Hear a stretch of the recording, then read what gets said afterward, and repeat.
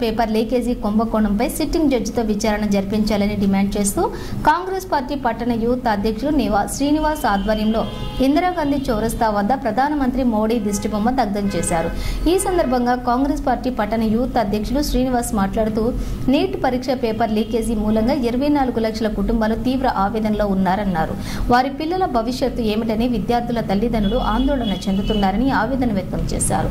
లక్షల రూపాయలు ఖర్చు పెట్టుకుని కోచింగ్లు తీసుకుని పరీక్షలు రాస్తే చివరకు నిమిషంలో పేపర్ లీకేజీ కుంభకోణాలు జరిగి విద్యార్థుల యొక్క భవిష్యత్ అంతా అంధకారమైందని ఆందోళన వ్యక్తం చేస్తున్నారు.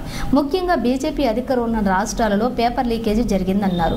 పేపర్ లీకేజీ బీజేపీ నాయకుల పాత్ర ఉందని ఆరోపణలు కూడా రోజు రోజుకి ఉన్నాయన్నారు. ఈ కార్యక్రమంలో 23వ వార్డు కౌన్సిలర్ తేజపు ప్రసాద్, బట్టు మోహన, గోసంగి సత్యం, కృష్ణ, లతీఫ్, జాకీర్, ఏజస్ ఖాన్, హబీద్, ప్రకాష్, శ్రీధర్, కాంగ్రెస్ పార్టీ కార్యకర్తలు, నాయకులు పాల్గొన్నారు. జరిగింది బీహార్ లో. అప్పుడు ఒక ఎగ్జామ్ కు 2 రోజుల ముందే ఈ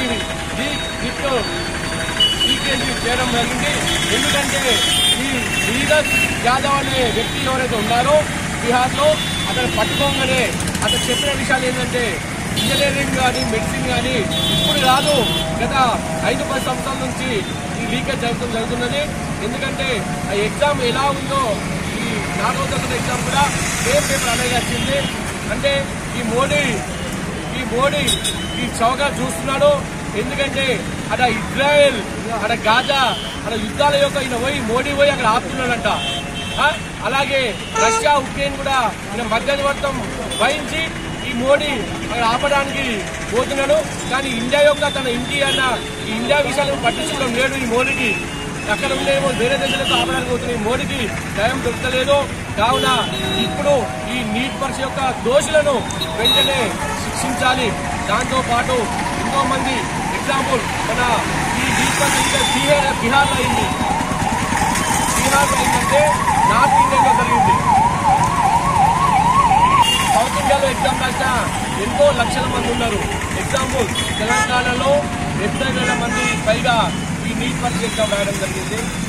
అంటే ఈ తెలంగాణ ద్రోహం చేయడానికి, ఈ సౌత్ ఇండియా ద్రోహం చేయడానికి ఆయన నార్త్ ఇండియాలో ఎగ్జామ్ రాసి లీకేజ్ చేసుకుని ఒకరికి అంటే వాళ్ళకు ప్రతిభలను కూడా డాక్టర్ పట్ల రావడం జరుగుతుంది. కాబట్టి ఈ దోషులను వెంటనే శిక్షించాలని, ఈ మోడీ గవర్నమెంట్ భర్తీ కావాలని ఈ కాంగ్రెస్ పార్టీ నుంచి మా ప్రియతమ నేత